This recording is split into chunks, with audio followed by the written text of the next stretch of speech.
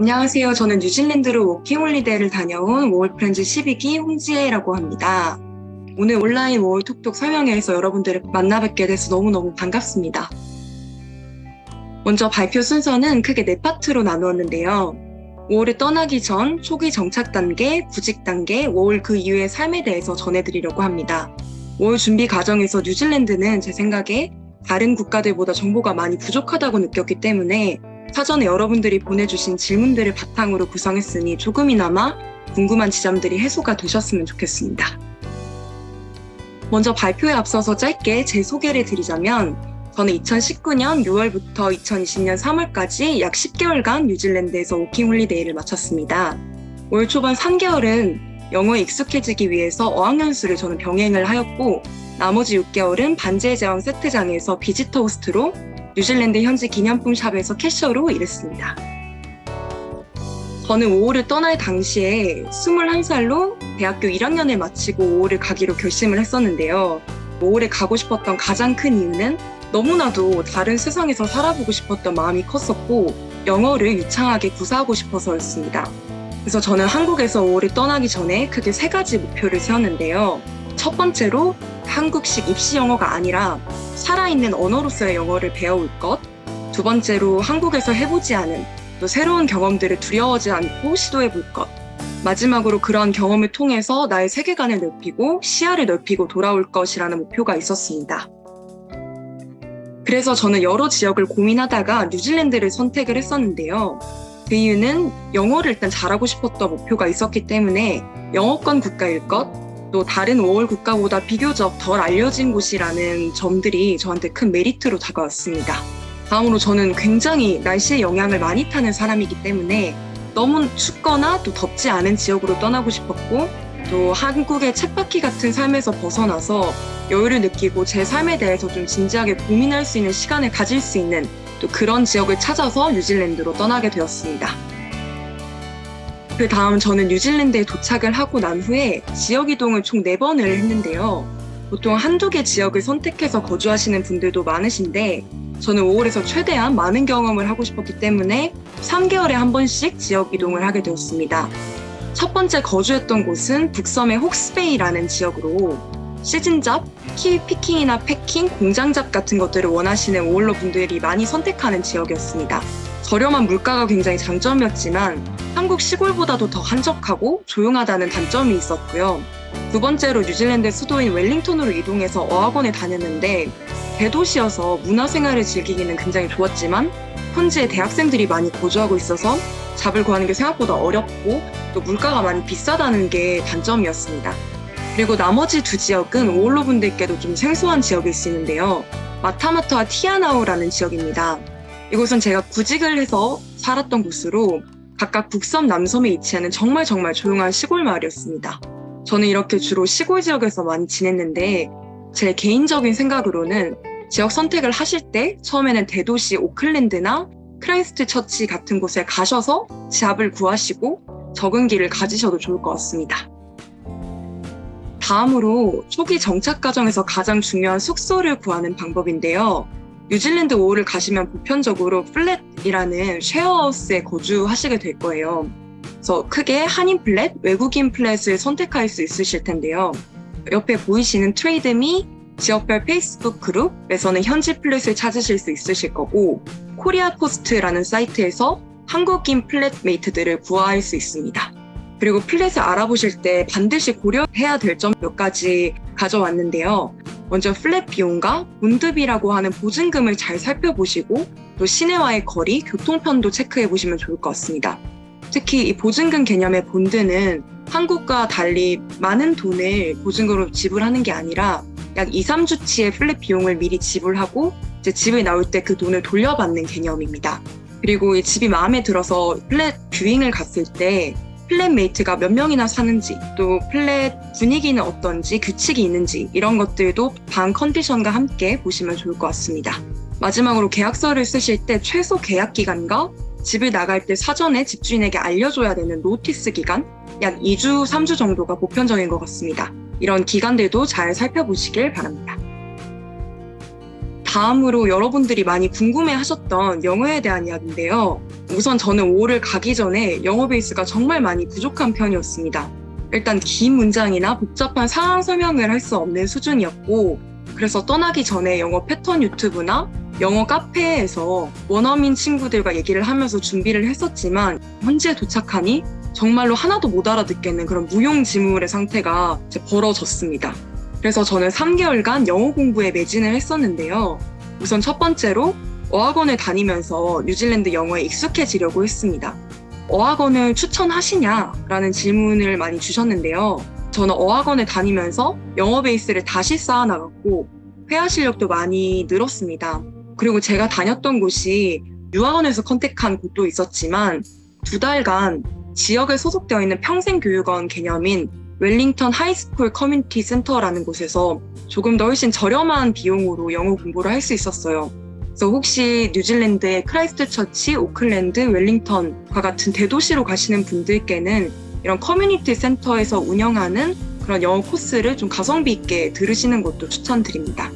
그리고 하루가 끝나고 저는 집에 들어와서 그날 하루에 있었던 일, 또 단어를 몰라서 표현하지 못했던 상황들을 복기하면서 혼자 찾아보고 문장을 익히는 시간을 가졌습니다.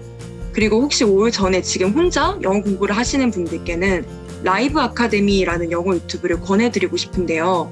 특히 토들러 컨텐츠부터 공부하시면 기본 회화를 익히시고 또 그 구조를 이해하시는데 많이 도움이 될 거라고 생각합니다. 저는 이렇게 조금씩 실력이 쌓인 후에는 영국 드라마를 보면서 한국어 자막을 먼저 보고 그 다음에 영어 자막을 보고 아예 자막 없이 보고 이렇게 쉐도잉 과정을 진행을 했고 그래머 인 유즈라는 책을 병행하면서 회화에서 사용되는 문법을 공부해 나갔습니다. 저는 이렇게 3개월간 어학연수를 마치고 잡을 알아보기 시작했는데요. 뉴질랜드는 구직 시에 CV라는 이력서가 꼭 필요합니다. 화면에 보이시는 사진은 제가 실제로 구직에 성공했었던 이력서인데 보면서 CV 구성을 설명해 드리겠습니다. 빨간색 사각형 윗부분이 Employee History라고 경력을 기술하시는 칸이고 Personal Objective 그리고 Relevant Skill이라고 해서 저에 대한 간단한 자기소개, 강점 등을 기술하고 또 지원하는 포지션에 관련된 간략한 업무 스킬 등을 한 5, 6줄 정도 작성을 했었습니다. 그래서 예를 들어서 서비스직에 지원하시는 분들이라면 손님들을 프로페셔널하게 응대하고 그들의 니즈를 충족시킬 수 있다와 같은 내용이 들어갈 수 있고요. 더불어서 동일한 직무를 경험을 하셨더라도 지원하는 포지션에 따라서 여러 업무 중에 부각시킬 수 있는 부분을 강조해서 작성했습니다. 이어서 여기 Education 빨간색 사각형 부분에 보시면 고등학교나 대학교 전공을 기입하시면 되고요. 아래 Interest, Community Activities란에는 업무에 도움이 될 수 있는 활동, 팀 프로젝트나 새로운 언어 배우기, 온라인 마케팅 등을 썼던 것 같습니다. 그리고 마지막으로 보셔야 할 부분은 Referies라는 란인데요. 파란색 사각형으로 제가 이제 표시를 해뒀는데 뉴질랜드는 회사마다 HR 담당자마다 다르겠지만 채용 전 구직자의 추천인과 컨택을 해서 이 사람이 어떤 사람인지 물어보는 기본적인 검증 과정을 거치기도 합니다. 그래서 리퍼리 체크라고도 하는데요. 저도 구직 시에 리퍼리를 요구하는 경우가 꽤 많이 있었습니다. 저는 어학원 선생님, 봉사활동 담당자분께 부탁을 드려서 추천인의 연락처를 CV에 기재하였습니다. 다음으로 뉴질랜드 5홀 구직 루트에 대해서 이야기해보려고 합니다. 크게 온라인 지원과 오프라인 지원 방법이 있는데요. 먼저 온라인 지원으로는 대표적으로 트레이드미 그리고 시크라는 사이트가 있고 저도 2번의 구직 모두 시크 사이트에서 직업을 구했습니다. 다음으로 한인잡이 올라오는 사이트로는 코리안 포스트, 그리고 시즌잡, 키 패킹, 공장잡, 겨울철 남섬의 스키장 등의 잡이 올라오는 사이트로 백패커스 보드가 있습니다. 그리고 지역별 페이스북 그룹에서도 잡을 서칭을 해보실 수 있을 것 같아요.